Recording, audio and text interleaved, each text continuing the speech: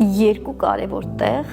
քո աշխատանքի համար, որպեսզի լինես օրհնված եւ ունենաս լավ աշխատանք եւ Աստված այդ աշխատանքի մեջ փառավորվի։ Պատրաստ ես լսել։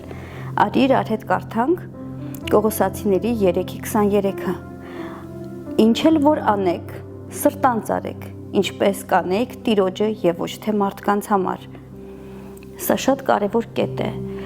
Եթե անգամ ոչ մեկ չի տեսնում, Աստված տեսնում է, թե մենք ինչպես ենք աշխատում։ Եկեք մեր աշխատանքի մեջ մենք այնպես սրբությամբ եւ ուշադրությամբ անենք, ինչպես կանենք Տիրոջ համար։ Այդ ժամանակ Աստված խոստանում է, որ մեր աշխատանքը հաջողված կլինի եւ մենք առատություն կունենանք։ Եվ երկրորդ տեղը, որի համար ես ուզում եմ կարդանք, եկեք միասին բացենք Առակաց 16:3-ը։ Քո գործերը Տիրոջը հանձնիր եւ քո մտադրությունները կհաստատվեն։ Ամեն գործը սկսելուց առաջ, նույնիսկ ամեն օրը սկսելուց առաջ, այդ օրը եւ այդ գործը հանձնի Աստծուն եւ նա կհաստատի քո գործը եւ քո մտադրությունները կկատարվեն։ Թող Աստված օրհնի քեզ, սիրելիս։